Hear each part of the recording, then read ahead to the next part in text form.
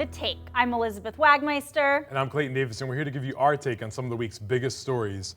Elizabeth, I missed you. I missed you, Clay and Wags. We're back together after a week off. You were really busy at the Telluride Film Festival. As were you. You were on vacation. I'm so busy on vacation. You were working, and I know you have all the scoop, all the buzz from Telluride. Festivals are back. Venice was on as well, so we're going to get back to that. But first, we need to start off on a very sad note with one of the biggest stories of the week in Hollywood. Absolutely. Michael K. Williams, the Emmy-nominated actor, was pronounced dead in his home at 54 years old. He was discovered by his nephew. There was drug paraphernalia found in his home, but we still don't know the cause of death. Elizabeth, this is incredibly sad. 5 Emmy nominations, a great character actor, was great in shows like The Wire, Boardwalk Empire. He's nominated this year for his performance in Lovecraft Country.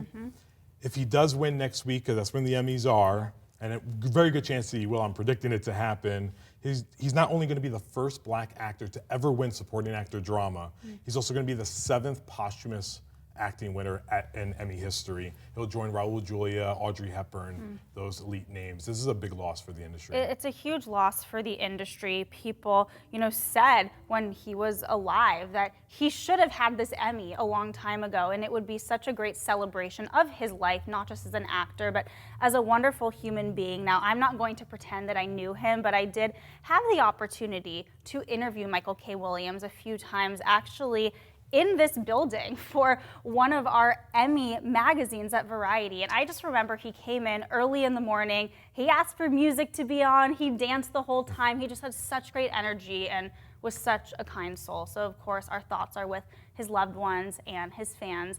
Rest in peace. But moving on to another big story of the week, a shocker for the Britney Spears conservatorship case. Her father, Jamie Spears, suddenly petitioned to terminate her conservatorship that she's been under for 13 years. Now, Clayton, this is a big twist in this whole saga because her father was the one who requested to put her under conservatorship in 2008. He has been the head of her conservatorship. He has seemed to say that I basically don't think she can get out of this at all.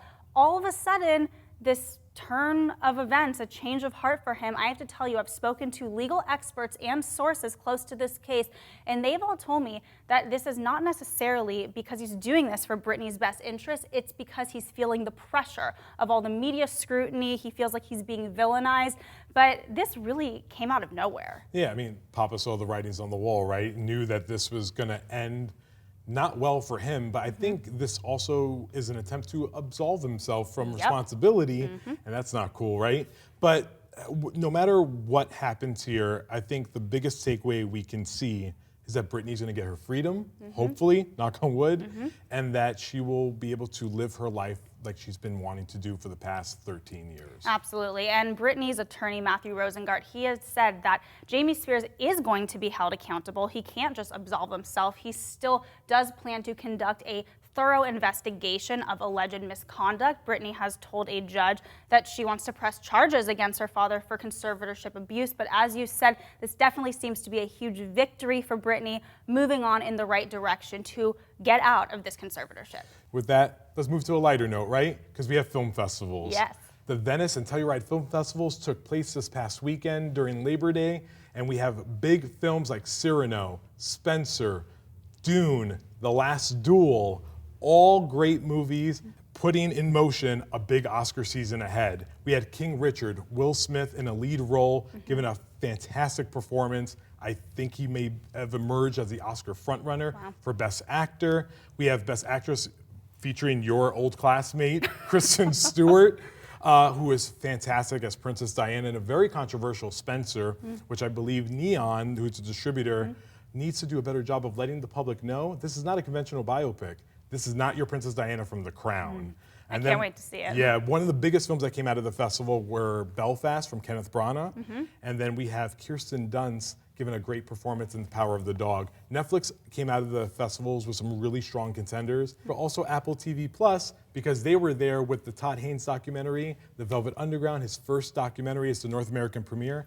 Did very well in the festival. we're going to see how everything else goes. And did you have fun? I had a great time. No, it was a lot of fun. High altitude is not fun for COVID weight. I think I learned that I can't walk in high altitude for a long time. But when I returned, we returned to a Matrix trailer. And that looks awesome. And it looks like Neo doesn't know who he is, maybe? Yes, definitely lots of movie news, but I'm just happy to have you back with your negative COVID test, of course, and you totally killed it. We're gonna have to talk more about your festival experience. But moving on, Addison Rae, if you don't know who she is, well, she only has 83 million followers just on TikTok. She is one of the biggest social media stars in the world. She just starred in the remake of She's All That called He's All That on Netflix, and now she has inked a major multi-picture deal with Netflix.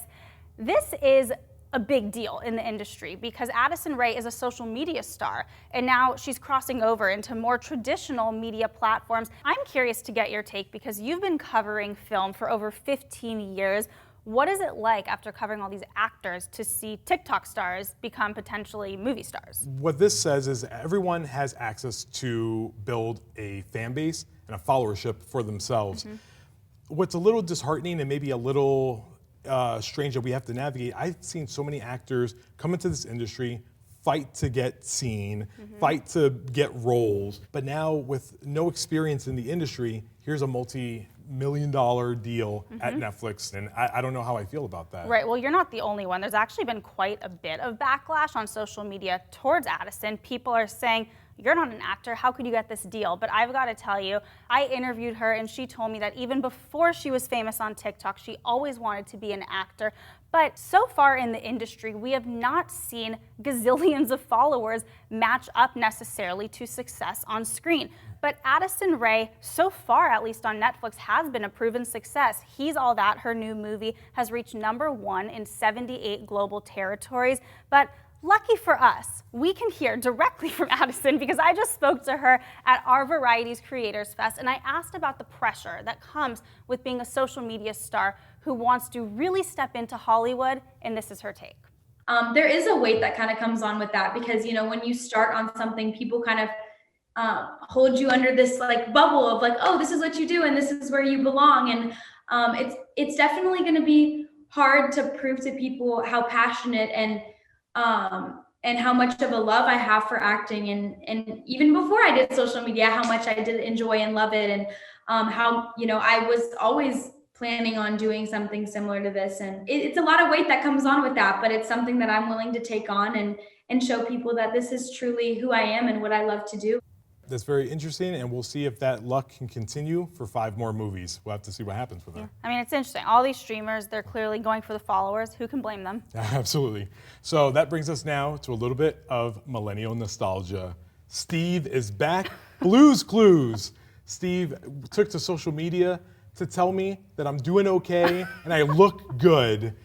Steve left Blue's Clues celebrating this 25th anniversary of the children's program. He came onto social media and just set the internet on fire. Because when he did leave Blue's Clues, all these myths and stories about like what happened to him, did he die?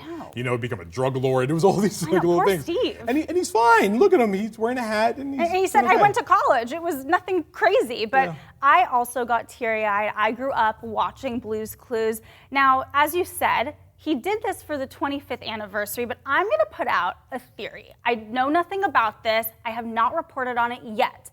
But Steve came onto social media on Nick Jr.'s official platforms. Now, are they just promoting the 25th anniversary, or are they bringing Steve back? I'm here for a Blue's Clues reboot with Steve. Are you? I'm ready for the adult version where Blue is a pit bull and they're just going through life, so I'm ready for all of that. We will try to have some more answers on Blue's Clues for you by next week. I'm kidding. But as always, we'll see you every single Friday on another episode of The Take. Thanks for watching.